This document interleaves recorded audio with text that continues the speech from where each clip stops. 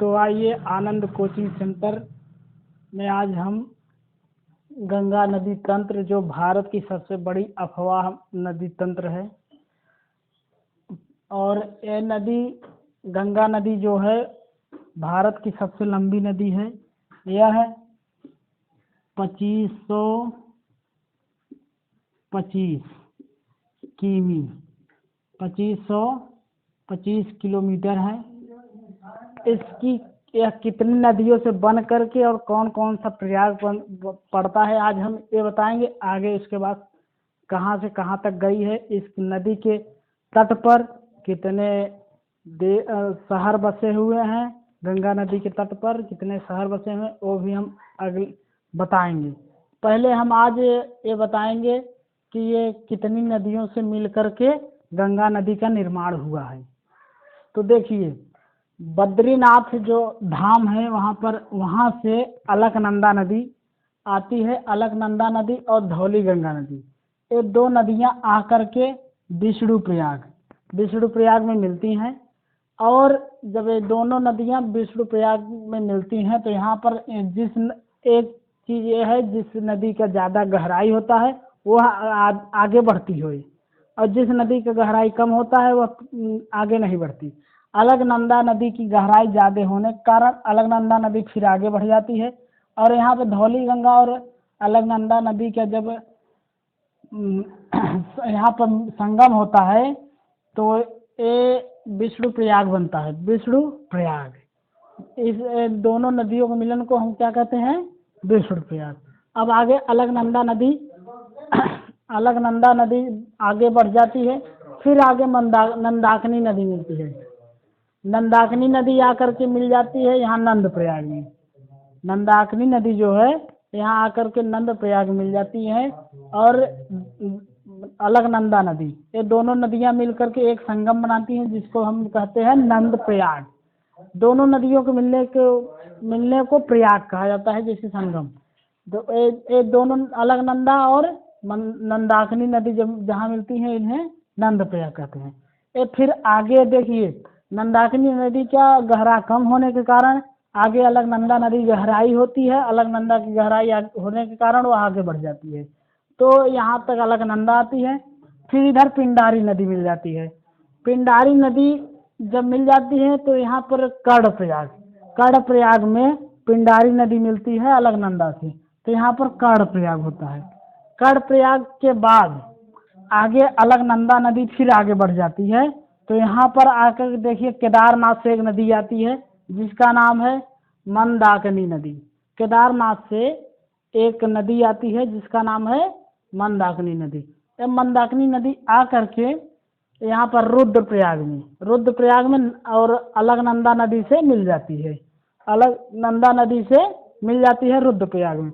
जब यह रुद्रप्रयाग में मिल जाती है तब यहाँ पर बन जाता है रुद्रप्रयाग, और रुद्रप्रयाग हो जाता है। मंदाकिनी नदी और अलकनंदा नदी के दोनों संगम को रुद्रप्रयाग कहते हैं। अब आगे आ जाता है, अलकनंदा नदी की गहराई ज़्यादा है जैसा कि मैंने पहले बताया है, तो वो आगे बढ़ जाती है। तो आगे आकर के यहाँ से भगीरथी गंगोत्री, जो उत्तरकाशी मतलब उत्तराखंड के उत्तरकाशी जिले में है, गौमुख से यहाँ से भगीरथी नदी निकली है, जिसे हम आज के नाम से गंगा जानते हैं। तो ये गौमुख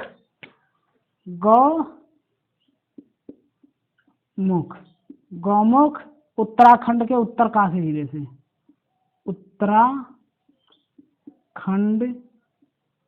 के उत्तरकाशी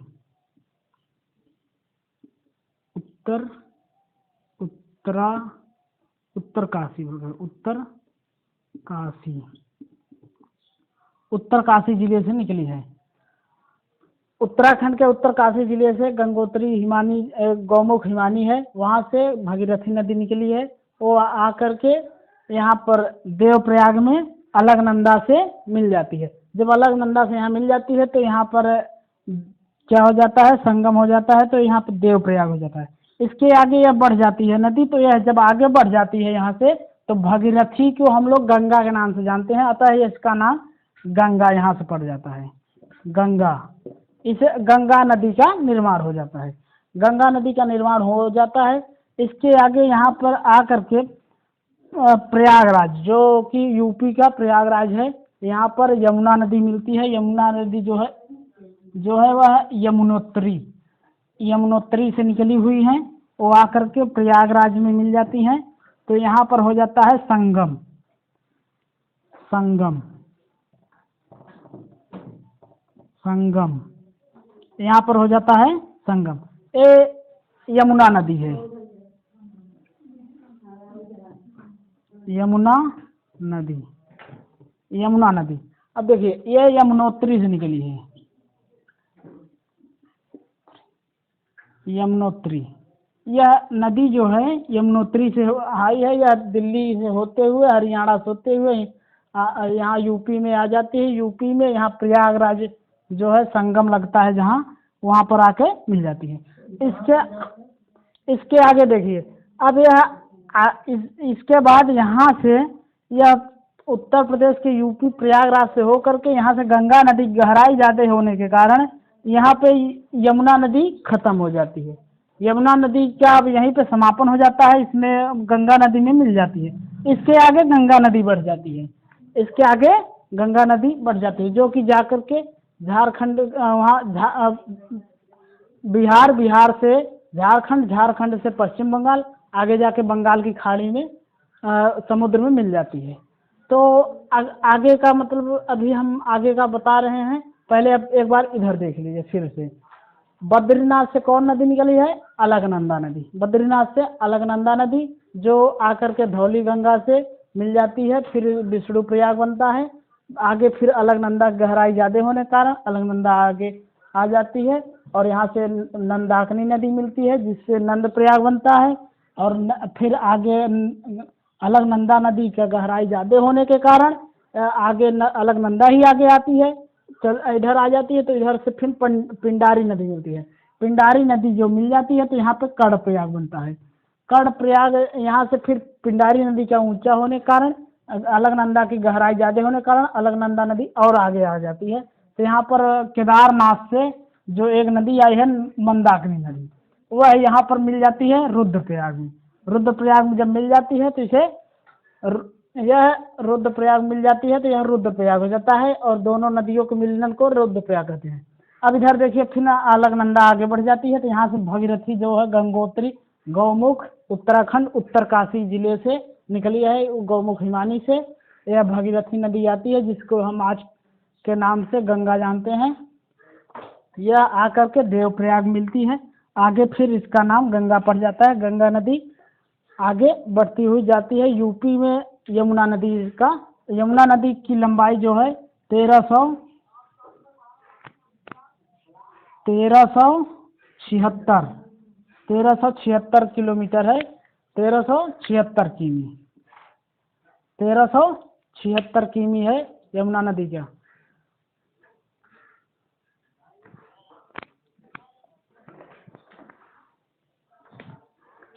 यमुना नदी की लंबाई जो है 1376 किमी है। यह यमुनोत्री से निकली है, दिल्ली से होते हुए, हरियाणा से होते हुए आती है। हरियाणा दिल्ली होते हुए यूपी में प्रवेश करती है। यूपी में प्रयागराज में आकर के गंगा में समाहित हो जाती है, जिसे संगम कहा जाता है। यहाँ पर हर 4 वर्ष पर एक महाकुंभ लगता है। हर 12 वर्ष पर महाकुंभ लगता है, और हर 4 वर्ष पर अर्धकुंभ लगता है। अब देखिए, याद करने का ट्रिक, हमें प्रयाग जो है विष्णु प्रयाग, नंद प्रयाग, कर्ण प्रयाग और रुद्र प्रयाग याद कैसे करना है, और देव प्रयाग। देखिए बद्रीनाथ में किसका मंदिर है? विष्णु का। अब देखिए वहाँ से हम लोग विष्णु, अब नंद प्रयाग, विष्णु भगवान का अवतार हुआ था कृष्ण का, तो कृष्ण कहाँ पले थे? नंद के यहाँ, तो नंद प्रयाग हम लोग याद कर लेंगे। विष्णु भगवान का अवतार हुआ था नंद के यहाँ, वहाँ अवतार हुआ तो नंद के यहाँ पले थे, तो नंद प्रयाग।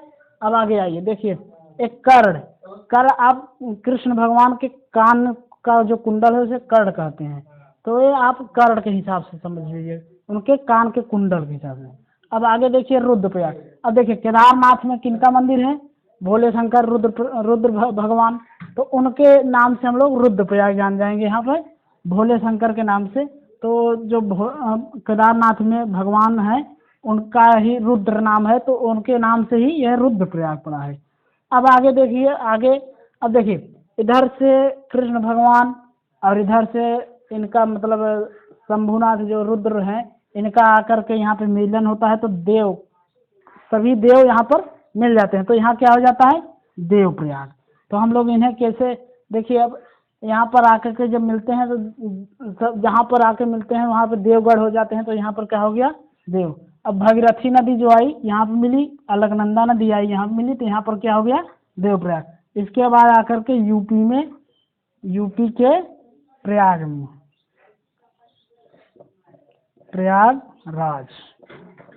प्रयागराज में यमुना नदी मिलती है, तो यहाँ पे संगम हो जाता है, जो कि यहाँ पर हर वर्ष कुंभ लगता है।